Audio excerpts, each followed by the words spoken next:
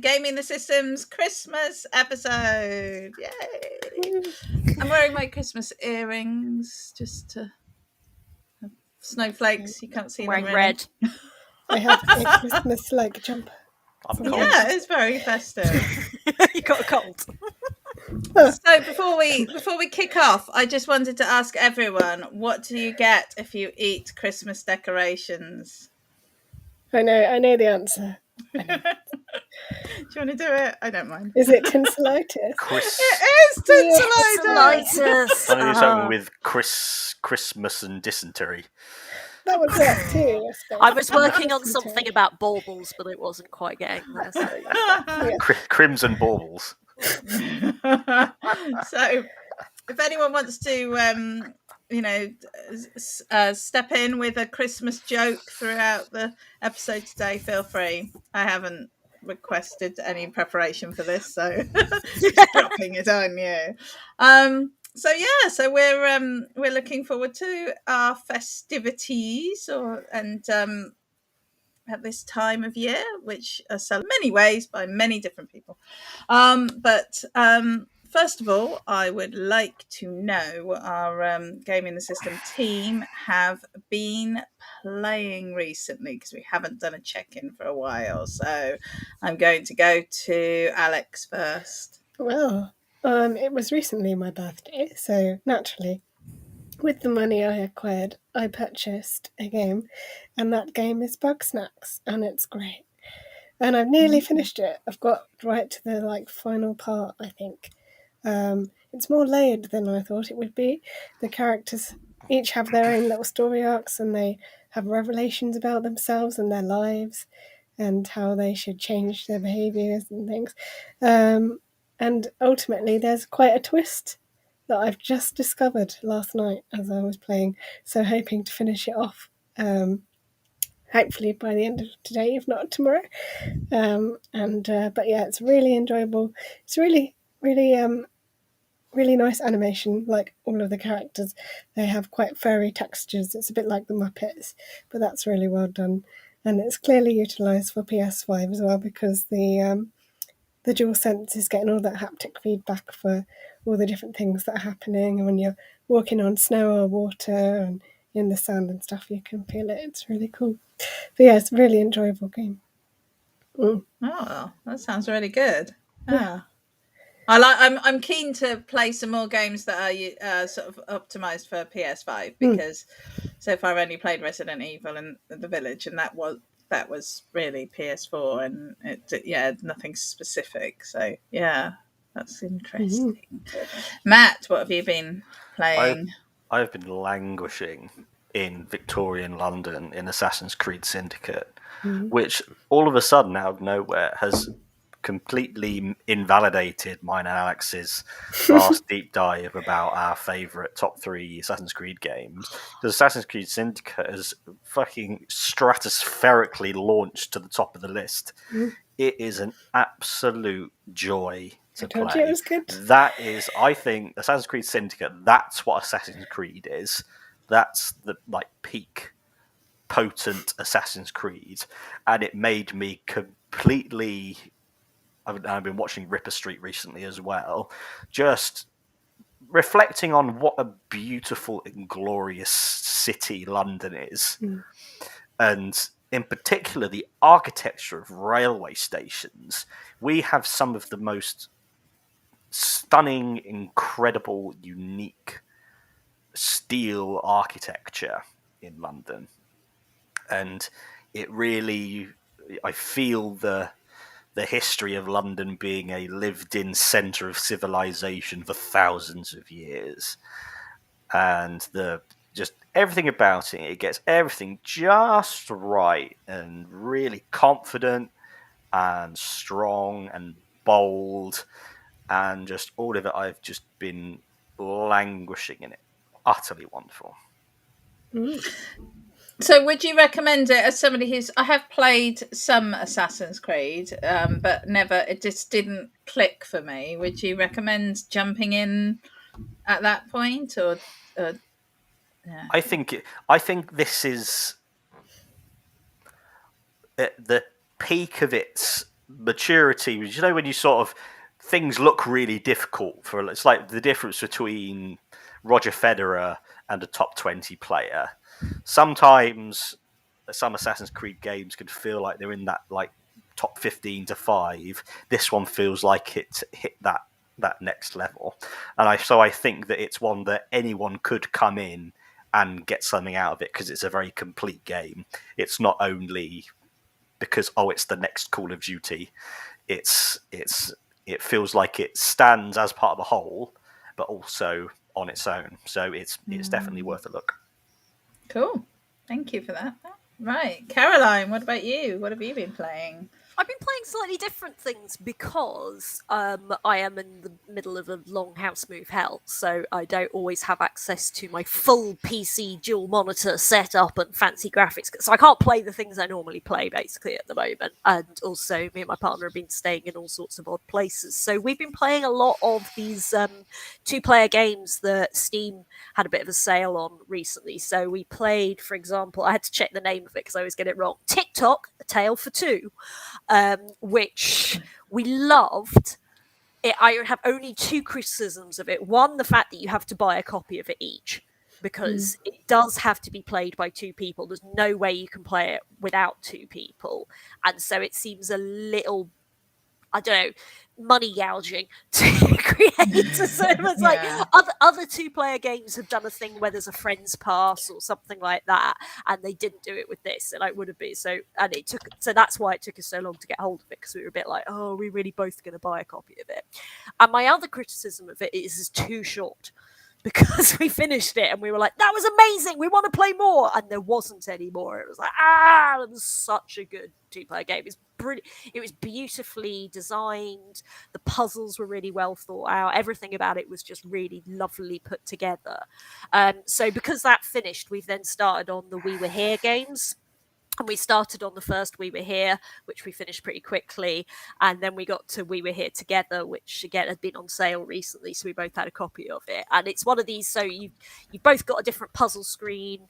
You're telling each other, it's like, right, I can see that there's a pipe over here with a red symbol on it, and there's an X raven over there. What have you got? He's like, I'm looking at a wall that has none of these things and stuff. And it's that sort of having to communicate effectively. And we've really enjoyed it. And it's been a great way to sort of pass a lot of time, because we've been in a horrible holding pattern waiting, and it's been a really good sort of distraction thing to do. And yeah, so highly recommend all of them. But as I say, TikTok A Tale for Two is just a little bit short. I would love them to make more of it. Quick postscript. Well, I've just taken some notes then. So go on, Matt. I have also, my room's being renovated. So just my sister's just graduated as in designing things. I can't remember what the Interior design. Yes, interior design. That would make sense why she's redoing my room. She's basically redoing the house, and she's done an incredible job. But the one thing that was missing, I was thinking, my TV is looking a little bit small. I've got a 40-inch one, and so probably part of the reason I will never be able to buy a house is because I spent the rent's worth on a 65-inch monster TV that is now hanging from my wall, and it is transformative, utterly transformative to the gaming experience.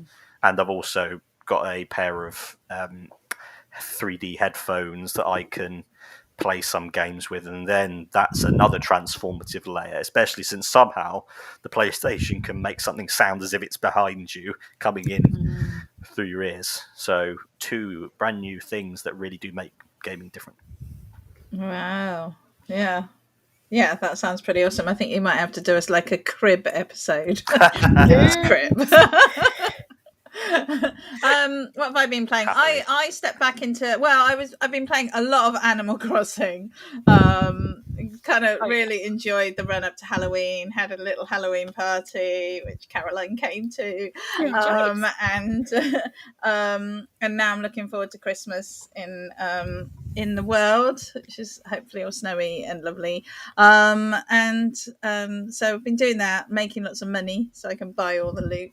And then have you got all the new stalls yet? Have you saved up Nearly. enough money to build We've all got the stores? 3. Yeah, because there was a big update dropped at the beginning of November for those of you who don't know about Animal Crossing. So there was all sorts of new fun and games, and one of them was as a expansion to Halves Island, which means that you can get little stores to access some of the irregular visitors to the island and some other fun stuff. So, we'll talk about that in our deep dive. So we will do. So I've been doing that, and I picked RimWorld back up again, and carried on with my community there, which was fun. And it's such a involved game. It's just every time, and I talked to my husband about it, and he's like, I couldn't play that game because he's such a completionist. He's just like, it would be so hard. He would be on pause the whole time trying to like micromanage every little bit, whereas I just run on fast forward, which is probably why I die so much. And then based on Caroline's recommendation, I picked up The Forest. Sorry. Which I'm not good at survival games. I have learned. It's extremely stressful playing it, and so I'm like tense the whole time. So I come away and I can hardly move. And B, I don't know what I'm doing. I don't get it. It's too big a world. There's too much option. I've made a hut. I've made a den. I keep calling it a den. I don't think that's the official term, but a den. And I made an SOS sign, and then I went out and found some scary monsters, and then I'm too scared to go anywhere. I'm like, oh. So I need to talk to you about that as well, Caroline, at some point. Cool. But, we'll that out. So that's what I've been that's what I've been doing. But I haven't had a lot of time to game over the last few weeks, so I'm hoping that I will have more, which segues me into my second question is what will you be? Well, no, actually, let me bring it back a bit. So I think for some people, Christmas is a time that you get some time off, you get some time to chill, and you get some space. So do you find that Christmas is a time to play, to do more gaming, or do you find actually it's not a time for more gaming because we have a lot of social pressures on us in whether it's going out more, whether it's having to visit, whether it's having the pleasure of visiting family members and friends, or organizing Christmas presents or events or whatever, so it can be quite a busy time. So do you feel that it's a time for additional gaming, or is it for you a time for less gaming? I'm going to go to Matt first. I was hoping you were going to go to someone else, but then you started Caroline. You just instantly made me think of, so I think about this often.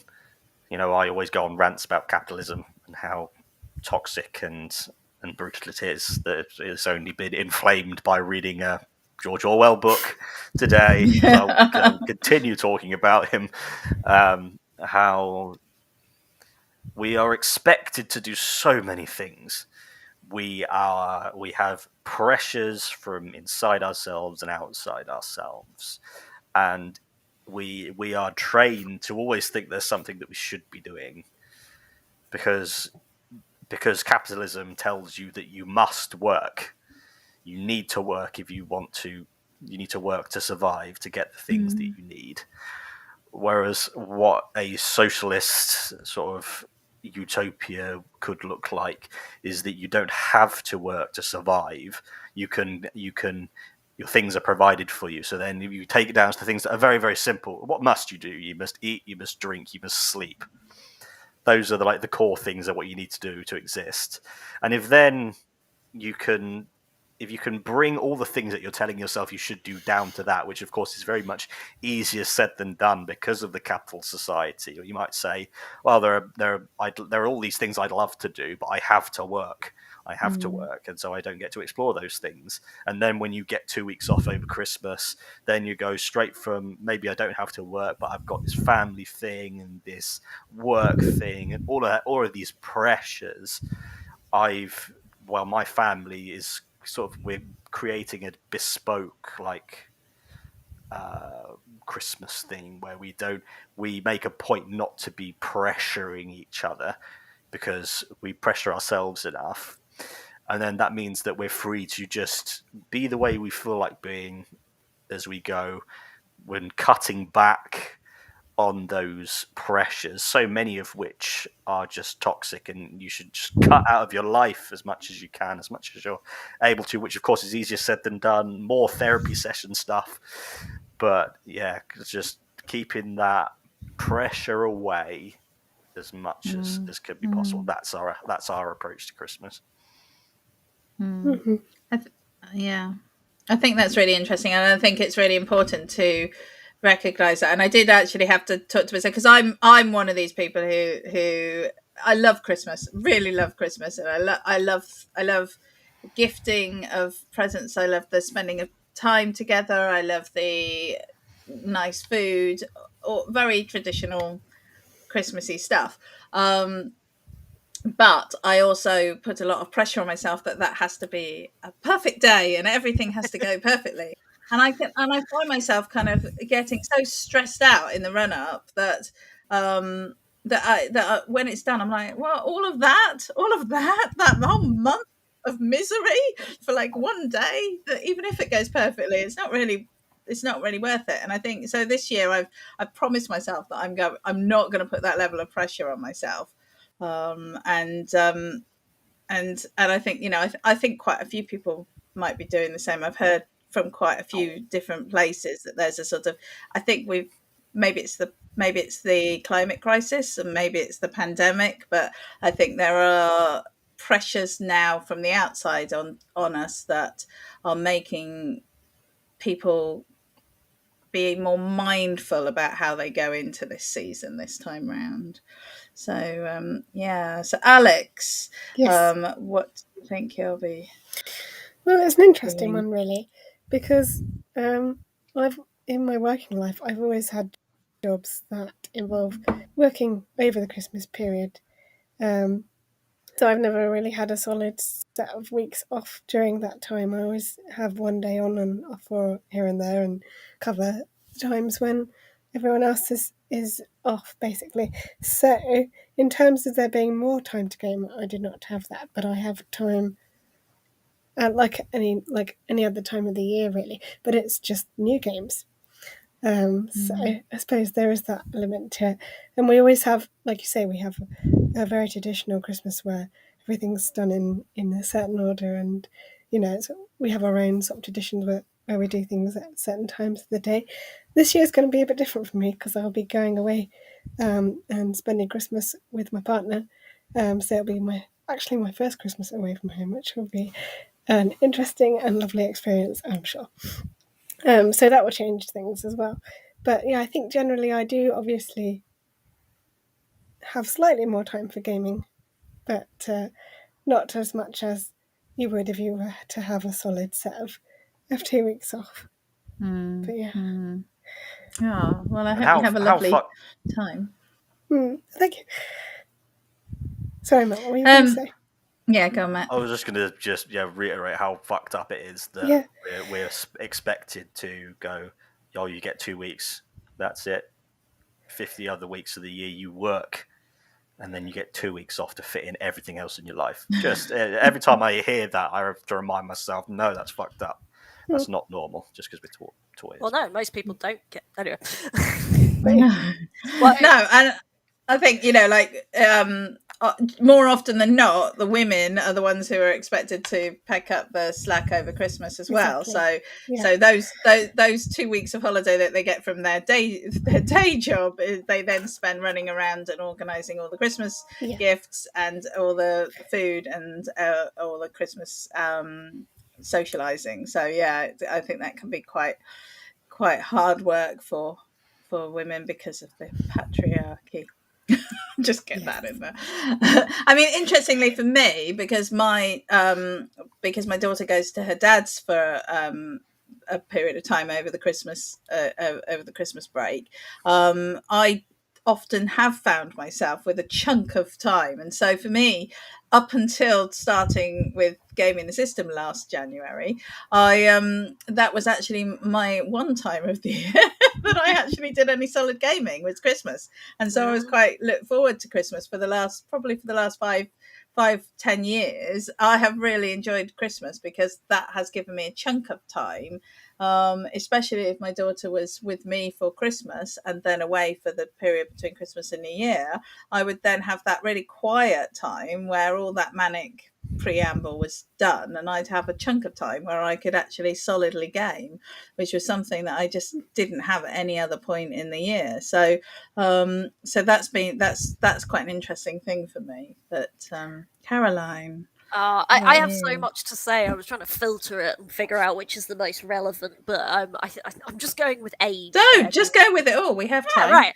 Well, first of all, Alex, the first time I ever went and spent Christmas at a boyfriend's, on like Christmas Day at a boyfriend's, I discovered that their family tradition was to watch The Manchurian Candidate, which, God damn it, it's an awesome film, the original, obviously, but not exactly what I'd call Christmassy. So just be aware, other people's families have odd traditions, and that's just something you have to go. I'm sure my own family has very odd traditions. I know from we all think it's normal. And I mean, many lifetimes ago, I was a GP's receptionist, and as a childless single person, it was my job to do the Christmas shift. So I used to do all the Christmas Eve, Boxing Day, all those sort of emergency shifts, doing that. And it's like, so it's funny, it's like the 2 weeks over Christmas, it wasn't until I became a teacher that I was like, I've got this back. Every job I had in between, it was like, you're lucky if you get Christmas Eve off. And that trying to cram everything in. And as you say, Jem, it tends to be pressure on women, particularly in families, to do that. I mean, I know, but there's that thing of, I think that there is, so my partner, if you said to him, like, we should all send everybody Christmas cards, he's just like, it's a waste of time and paper and energy. Why do you do it? But I love sending Christmas cards. I love getting Christmas cards. I think it makes something special about the period. I like annually writing a little personal note to everybody that I care about. And so to me, it's something that's really important. So it's like, yes, I'm putting a bit of labor on myself there having to do it, but I think it's something worth doing. And I think that quite often when women are running around doing the shopping for the presents and the cards and the things, there's a lot of that sort of male sort of like, oh, you're putting too much pressure on yourself, and absolutely you are, but it's what makes Christmas. It's what makes Christmas a nice time for us all, is the fact that just that little bit of effort's put in, and so it's worth having that bit of effort put in. But having said all that, of course, it's my mother who puts in more effort than anybody else. And Christmas Day has always, for me, been about gaming, because I'm very lucky and I usually get a new game. And I can think of so many Christmas days where we don't open presents till midday, because my sister's birthday is Christmas Day. And so it's her birthday until midday. We have some champagne, and then at midday, Susie, your birthday's done. Right, presents now. So we do get to open presents, and I can remember so many Christmas days where I got that game that I wanted, or I got that new console, or I got, and stuff. And then it's like, right, my mother will now spend 5 hours preparing a meal, and I'm going to sit here and play a game. And I'm a terrible person, and I feel horribly guilty about that. And it's not a good thing. But yeah, Christmas Day is massively associated with gaming. The last thing that I was going to say, though, is that what I found really interesting, and one of the reasons I think Jamie was saying, like, Christmas is quite different this year for a lot of people. And I think last year really broke down what matters and what didn't. Because obviously last year we weren't all able to be with the people we normally were. We weren't able to have all the parties that we normally had. I mean, in the past, I found Christmas quite, especially since I moved out of London, because it was, you need to go and see all your family members. And I come from a very big family. So it would normally involve like a whistle-stop tour of half of England and Wales as well. And going around and doing this and going this. And, oh, well, if you're here, you should see so-and-so. And, oh, you should do that. Whereas last year, it was the first Christmas Day me and my partner spent together. and we had the most wonderful Christmas Eve. Just got plastered and opened our Christmas presents at midnight. Ha ha! Nobody can stop me. And we didn't have all those pressures that have there been there in the past because people couldn't go there. We did do a Zoom quiz with my siblings at 11 o'clock on Christmas Day, which was, frankly, I was far too hungover to deal with. And difficult. But I think this year, when people are making their Christmas plans, they're going, all right, well, last year we didn't have everything. So what do we actually want out of Christmas? And I mean, I'm moving house this Christmas. All of my stuff is packed, and I thought I'd be able to move before Christmas Day, and I'm not going to be able to. So God knows what I'm doing for Christmas Day. But that's the thing, is what's important to me is that I know as long as I'm with the right people, my mother's ordered a duck, it's fine. We'll just, yeah, that's a standard thing, Matt. People have ducks on Christmas Day. But I think that it's that prioritizing what matters. And in terms of your original question, yes, I will be gaming. I'm so excited to have heard all these different Christmases. I'm kind of intrigued to hear your. Are you all right, Matt? Do we need to call someone? I'm keen to hear your Christmas traditions, Alex, at some point. Yes. I think we've all sort of described very family oriented festive activities, and I think obviously that's many people are going to be spending this time, whether it's Christmas or Yule or Winterval or whatever, really. Yeah, whatever people are doing at this time, many people will be doing it with their family and friends. But I think it's also important, I think, to think about that. For some people, Christmas is quite a difficult time. It's quite a lonely time through choice or through circumstance. And, some people find Christmas very challenging when they're brought together with family that perhaps don't support or understand their life choices. And, we know people in the LGBTQI plus community who may find Christmas really challenging when they come in and they have to maybe leave their authentic selves at the door because of family prejudices and family, or difficult relatives that maybe we don't have contact with regularly that are there. And I think it can be a time that can be isolating, even if you're in amongst a group of people. And I wondered what your thoughts were really about how gaming what gaming can bring to that scenario, whether gaming can be an escape, or whether how gaming can throw into that mix. Caroline.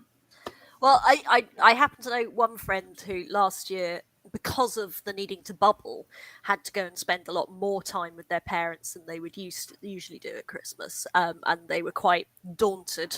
You said that earlier, and I like the word daunt. I'm going to use it more often. They were quite daunted by the idea of a whole week staying with their parents. And their Nintendo Switch was the saviour. It was the ability to have that world that you could dip in and out of. They even played a bit of Animal Crossing, which is not their thing very much. But it was just, having Tom Nook tell you what to do was just a wonderful escape at that point. And I think the online communities, and we've talked about this before, is that like online gaming communities quite often get a rap for being toxic. And I would say for every toxic community, there is also a wonderfully supportive community. And there are some amazingly supportive communities out there. And that being able to access those people online and being able to say, just help me get away from this for a bit and shoot something. Or gather some... I can't think of I was trying to say weeds, and I was trying to say another word at the same time, and it was coming out Swedes. And I don't know of any computer game where you collect Swedes as in vegetables. I could recommend it though. Not as in yeah. God, that's got away from me. Anyway, but I think, and we've talked about, gaming is a wonderful, supportive place. I'm stopping there before I make it worse. Well, I mean, I don't, I do have a lovely family, and I haven't spent many lonely Christmases. I've been very lucky, but last New Year's Eve, I did actually spend that on Animal Crossing, and I was on Animal Crossing at midnight when all the fireworks were going off, and I had my little New Year's Eve stuff going on. So, it's somewhere because going out to a party just wasn't an option that year, and so it definitely can provide a way for you to be part of something. And I've certainly logged into online games on Christmas Day, and it's been so much fun to see all your friends online and all be happy Christmas, so yeah, I think you can sort of escape some scenarios and have that space. What would you say, Alex? Is it? Well, I just want to say it's a really good question that you've asked, and I think in my most recent job that I now have, part of it is looking after an online community, and being only within that community for 3 weeks, I'm now very aware of how much Christmas is, in fact, a very lonely time for a lot of people. So that definitely resonates. And I think that gaming is definitely a way for people to find solace and escape, and feel like they've got a safe place to go to. And it's certainly a safer way for people to escape those pressures than perhaps some of the other temptations of Christmas might be, like alcohol, for example. So I think it's really important to highlight gaming as a safe way to help yourself feel better and less lonely, and seeking out, to use your phrase, Jem, seeking out your tribe would be a really good thing to do. And just connecting with people you feel happy and safest with is a really good thing to do. And reaching out and not being afraid to reach out to those people that you feel comfortable with. Yeah. Thank you, Alex. That's a really, really thoughtful response, actually, and I think it's good to know that there's somebody in that community who can understand that as well. It's probably going to be really beneficial for them. Definitely. Yeah. What about you, Matt? What are your thoughts? I echo that this is a very, very insightful question. It made me think about that.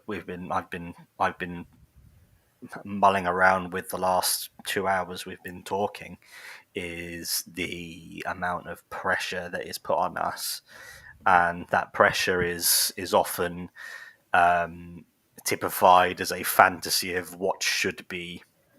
You should have the perfect Christmas day. You should be surrounded by people. You should be getting in touch with everyone, sending cards. Maybe you enjoy that, Caroline.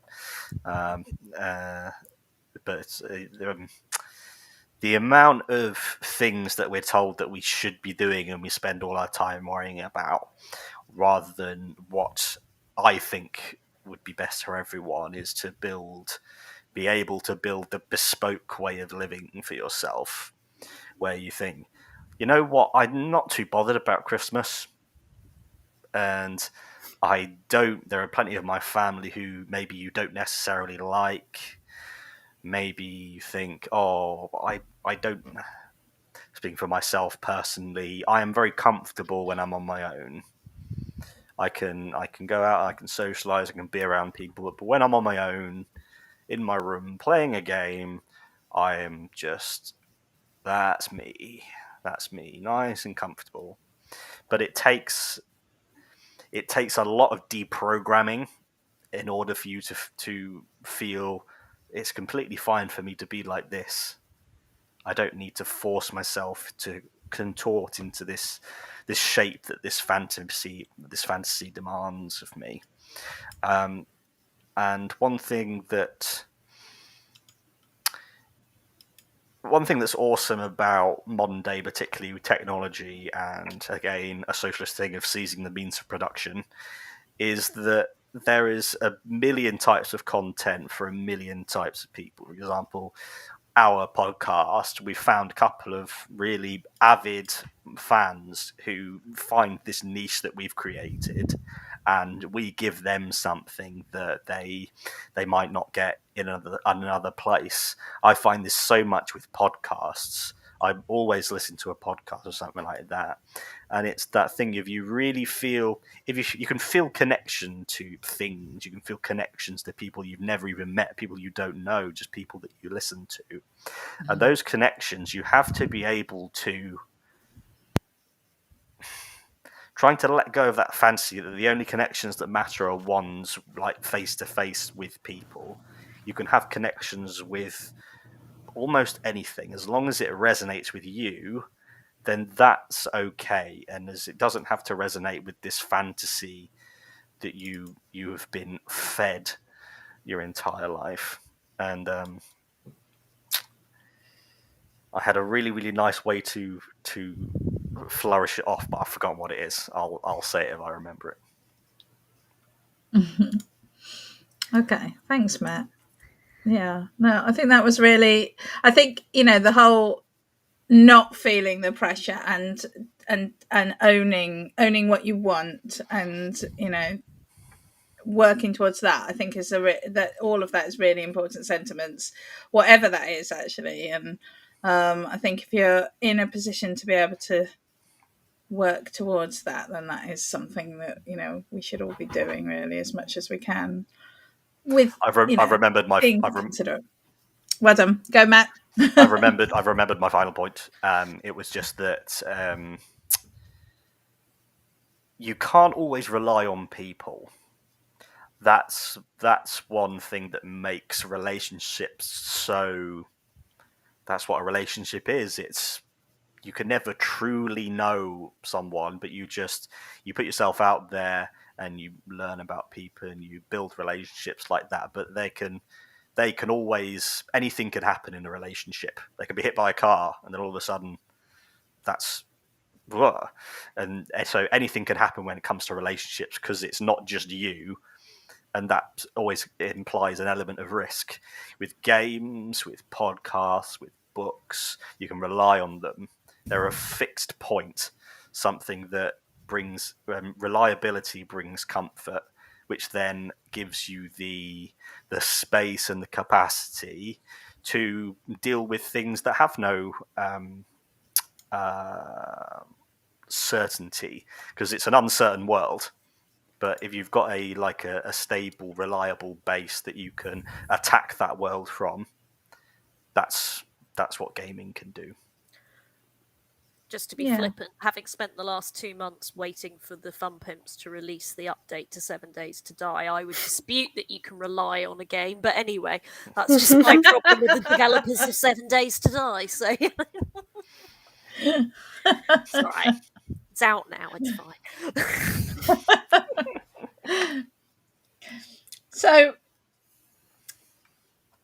yeah, I feel like I don't want to just move on to more casual topics, because I think that it was such an important thing that we've been talking about, but I'm going to. So what I'm interested in is your favorite festive content in games. Now, I'm not sure if this is going to be challenging for Alex and Matt, because I think that this is more of a thing that we see in online gaming than we do in standalone games. But perhaps you might have had come across something in your gaming lifetimes. But I'm going to start with Caroline to give. I thought you were going to leave me till last, but no, it gives more time to. Well, I can leave you to last if you want. Well, I mean, and again, we're going to talk about this a bit more in our deep dive, but I'm very excited about Animal Crossing because I only got it in July because I got it for my birthday, so that must have been July. And so I haven't seen winter in Animal Crossing, but I'd seen a lot on social media of winter in Animal Crossing, and I'm very excited about that. So that's one thing. Shout out to my boys with Rust. Good old Rust, the most toxic game on the internet, but I still love it and I still play it. And they do put some really good Like, and it gets a lot of shit from the toxic community for the effort they put in every year for the Rust Christmas content, because you get a whole thing, and I'm hoping to stream some of it this month, where Santa turns up. Every day Santa turns up, and if you've got a stocking hung in your base, remembering this is a game where like you start naked with a rock, and if you're lucky enough not to get killed by somebody with an AK-47, then you might be able to build yourself a tiny little hut, which the second you log off the game will probably be burned to a crisp. But you can put up a little stocking in the hut, and every time Santa comes past, a gift will be in there. And again, if you haven't been raided and killed and had all your stuff destroyed by a Zerg, then you will be able to keep that stuff. And there's a Christmas tree that you can put the things on. And like, genuinely, there have been some year I've been playing Rust since. God, I've been playing Rust for 5 years, possibly even 6 years now. And there have been some years where our base in Rust is better decorated than our house at Christmas. And but it's genuinely felt cozy. Like, you can put up a big fireplace and a Christmas tree and have teddy bears underneath it, and the Christmas light. Although we can't have the Christmas fairy lights anymore. They were an in-game item that we bought for £1.50 or £2.50 the year they came out, and you can trade them on the marketplace, and they were only available for a limited time. And this year we finally agreed that since somebody was willing to pay £75 for them, it was worth selling them. So we've sold our Christmas lights. I know. People. That's so fucked up. I know. And there's like, for years it was like, no, look, yes, we can make a huge profit off it, but surely it's more fun. And then it was like, nah, we want to buy another game, so let's just sell the Christmas lights. Anyway, but yes, Rust's Christmas content, I think, for a game that has horrifically toxic fan base who turn around to the developers and go, oh, fucking role players, why are you pampering to them? The fact that they persist in making it such a lovely Christmassy place in such a dark world, I love that about them. So yes.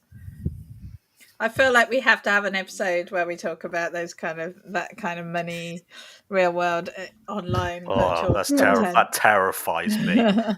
We're not going to do it now. We're not going to do it now because we're all about giving presents at the moment. So, who wants to go next, Matt or Alex? Okay. Yes, go. Well, the Christmas levels and sections that I remember from games that I've played include Human Fall Flat. I think they had a wintry level, which was really fun. There was also, I've forgotten it now.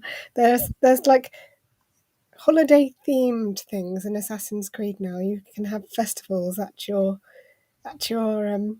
settlement where you are in England. And the latest one they've done is kind of it's masquerading as like a Oscaron or something, but it's basically Halloween, because it's all creepy and they've made the settlement all misty and spooky and stuff. But I'm sure there'll probably be one for Christmas in an update at some point soon. And then the other one I was going to mention was more of a winter level, but it was in It Takes Two. If anyone's played that, it's really great. There's just so much in there, and it's just so magical and lovely. So yeah, those are the ones I can think of off the top of my head. But I always enjoy wintry levels because there's always snow and it's all just very pretty and magical and makes you feel Christmassy. So it's good. Yes. I'm surprised you didn't mention any Harry Potter. No, any of the I Harry should Potter have. games. Isn't there a Christmassy? Yes. I've not played any, but Let me think. I'm hoping there would be a Christmas. I can't remember. I don't think so. Not that I recall. Oh, I mean, if anyone else can jump in with any, if they can think of any in Harry Potter, I can't remember. I'm just thinking, like, I think the Order of the Phoenix game Yeah. had some sort of Christmassy things It in, may but have then, done. then I was trying to remember that there is some exciting new Harry Potter news, isn't there? It's on its Oh, is way. there? There's a release date and there's a trailer. Unless I don't think I dreamt that it's coming out, but anyway, I'll I'll have to put look it up. it But on yeah. the Twitter account. But yes, and I'm sure there'll be some lovely seasonal content in that. Awesome. Matt, what's your favourite content? The only one that's made an impact in my memory that I can think of is in Hitman.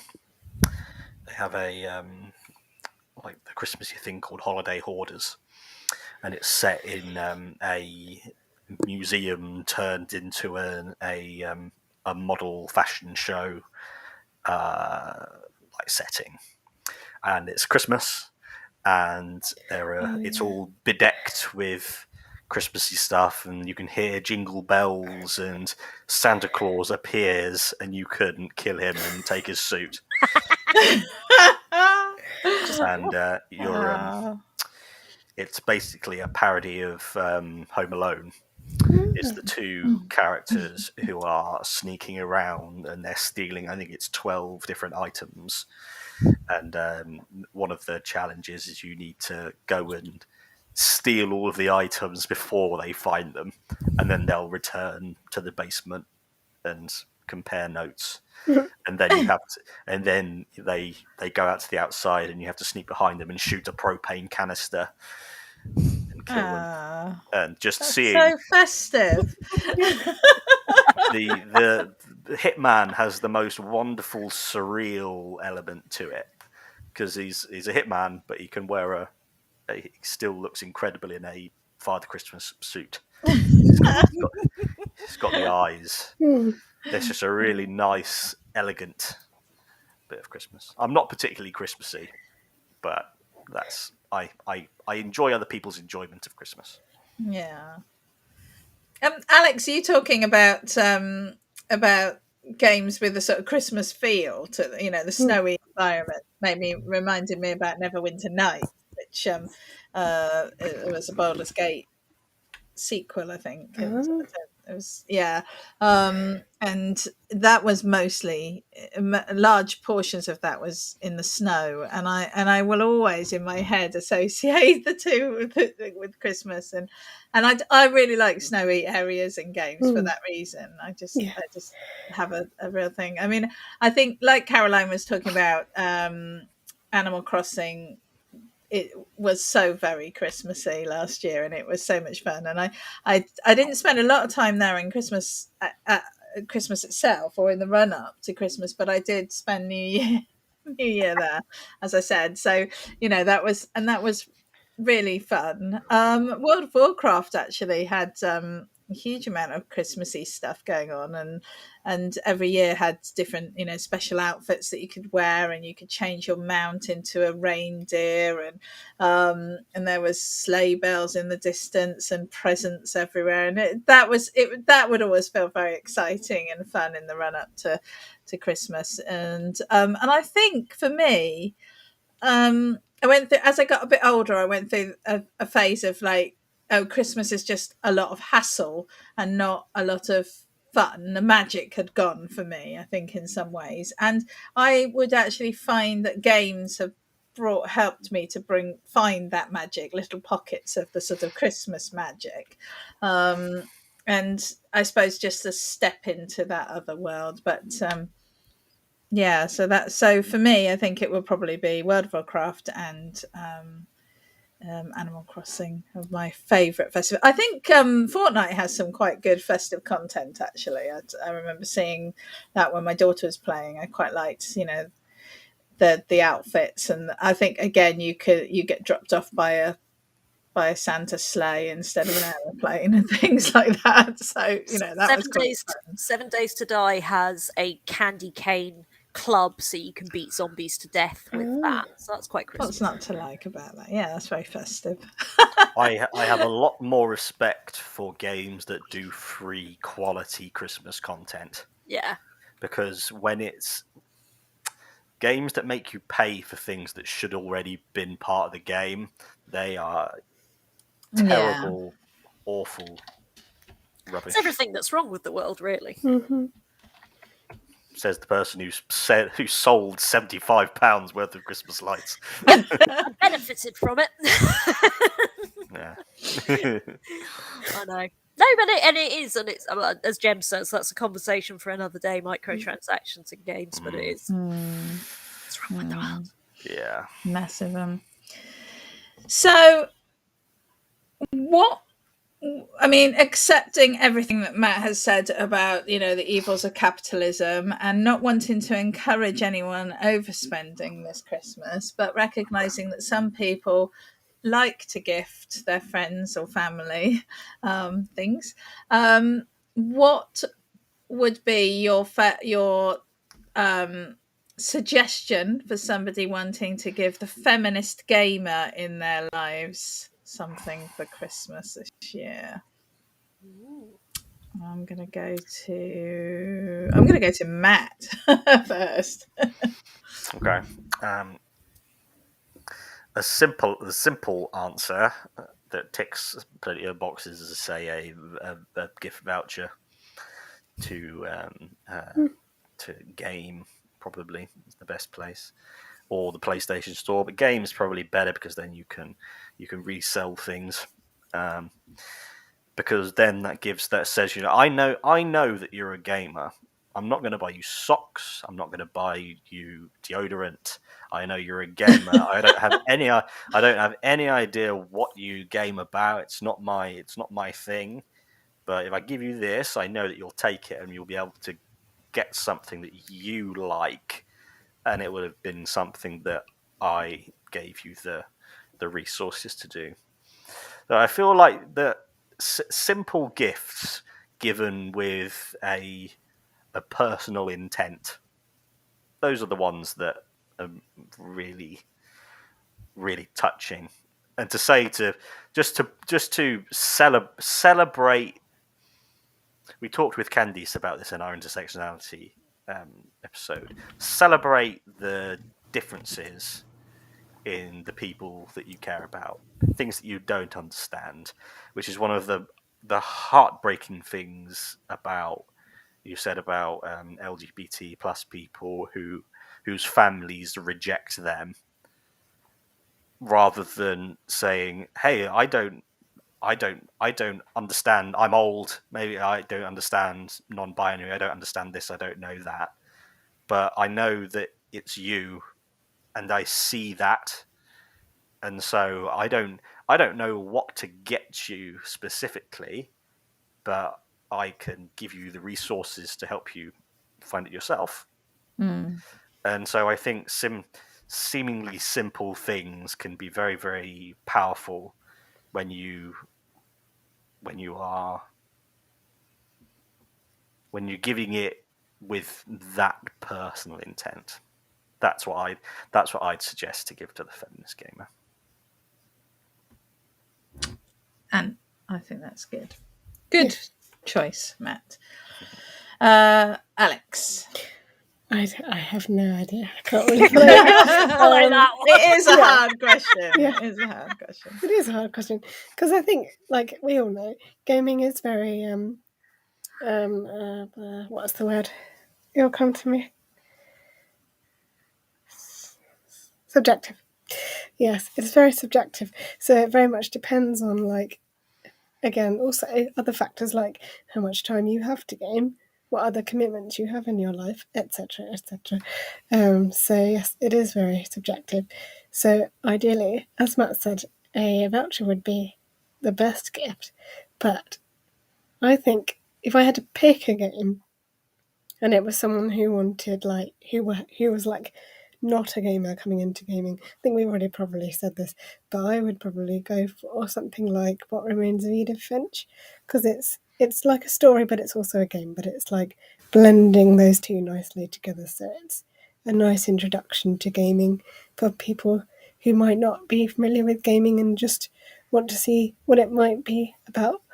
So yeah, that's kind of like the non-hardcore option, I would say. But yeah, it's really difficult to suggest because, again, it comes back to the age-old thing where it's like, who's gaming designed for? Primarily, probably not a lot of feminists, but that's what it is. So yeah.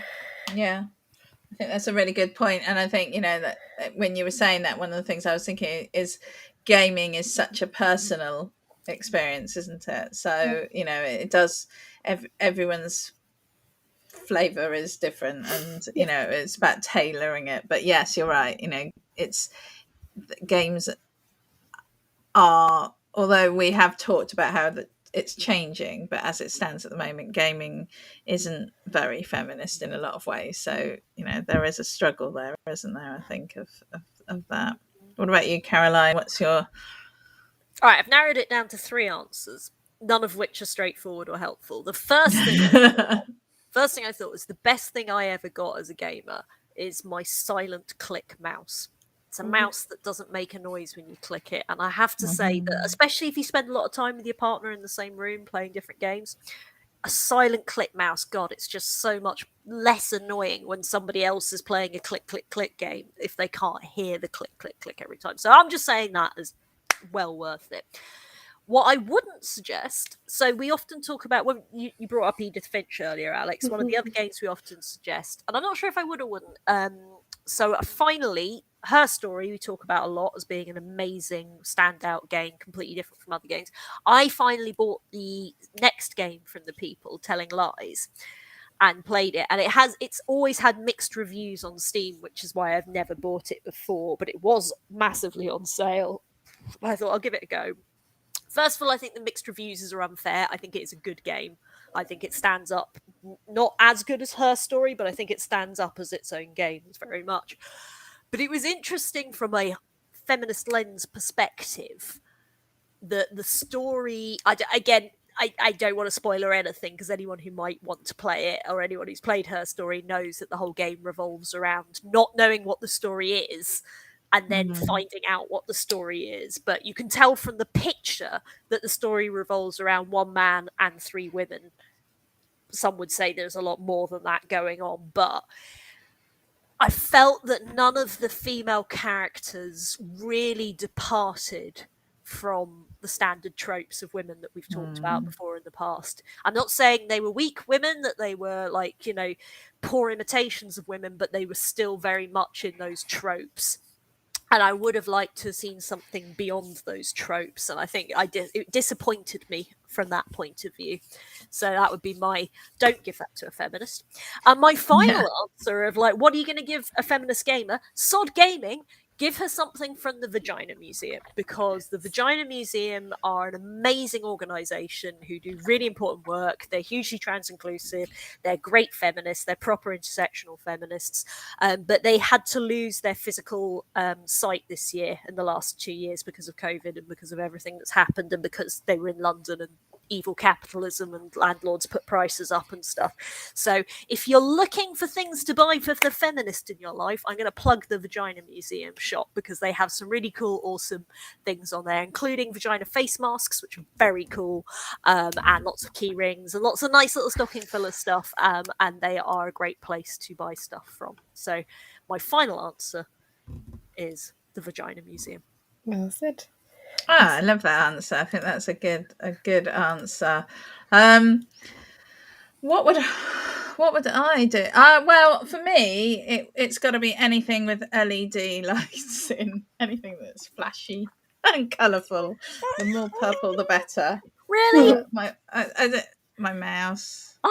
It just does this constantly. I love it.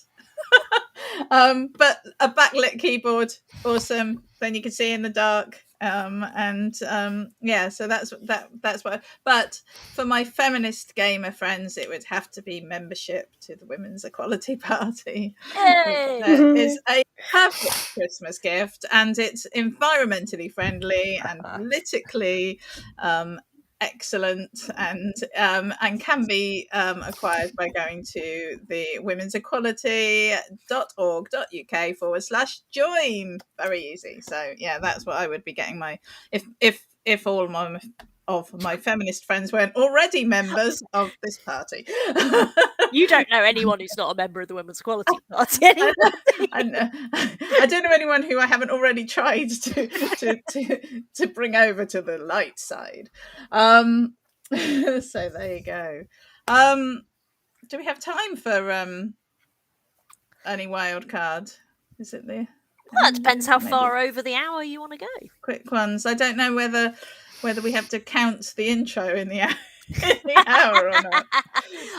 Tell us, Caroline, timekeeper. Oh no, I am not. I am not the timekeeper. You guys normally. Let's go for it. You guys normally run over. It's me who's Yeah. terrible do. about sticking to the hours. I think you're very well behaved, and we're very naughty. So talking of naughty, I want to ask you a question that I'm not stalling for time because I haven't thought of one. Now, I would like to know what your favourite Christmas crackers, your favourite Christmas jokes. So, well, as I kicked off with one at the start, I can give you another one while you're all thinking, which is Googling. I can't. I've got a list here, and I'm just like, no, I can't do that one. That's horrible. I can't do that one. What's every elf's favourite type of music? Oh, I can't do these. I should be able to do these. I'm an intelligent person. You know it's awful when I'm laughing at it. It's rap. Oh God, that's terrible. WRAP. Okay, so here's anyone got one that they can go? Matt's looking enthusiastic. Caroline's looking like she's. I know got the answer something. to one. I can't remember the question though. Oh, I've just googled some. So, oh, actually, no. This is my favourite joke, but I've never done it as a what do you call a reindeer who can't see? A no-eye reindeer. No idea. No idea, exactly. Yeah. Because I'm sure I used to do a non-Christmas version of that as a child. Because the next one was, what do you call a reindeer with no legs who can't? And it was still no idea. But anyway, sorry, I've ruined that one now. No idea. It's an I was oldie but a surprised 'cause goodie. It's I'm sure of that. Alex? Well, it might not be the right question, but we'll go for it. What cheese do you use to catch a bear? Don't know. Camembert. It's probably not quite the right question, but I could think of Camembert. I was like, what is it? I can't think. But yes, that one is. It's not strictly Christmassy, but I know it's a cracker.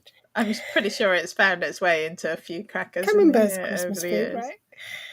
People eat it at Christmas. Yeah. Why is turkey in the pop group? Why was Turkey in the pop group? Why was the turkey in the pop group? I have no idea. Because he was the only one with drumsticks. Oh. Oh no, Matt! I'm giving have up you at got that point. something? Save us from Caroline's jokes. I'm a dry well when it comes to Christmas cracker jokes, but they're clearly doing what they're designed to do, which is to make everyone on the same page of going. Everyone groaning. That's what they say on QI.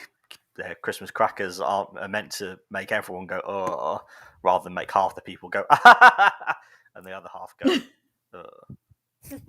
Everyone's on the same page. It's a leveler. Oh, there you go. So Leveler, crackers are bringing us together, just like gaming brings us together. And with that, I can bring this episode to a close. So I think we'd all like to send all our listeners a very happy festive wishes, and whatever you're doing and whoever you're doing it with and whatever you're playing, I hope it's a good one for you. And we'll see you all in the new year. Thank you very much. Bye. Merry Christmas. Bye.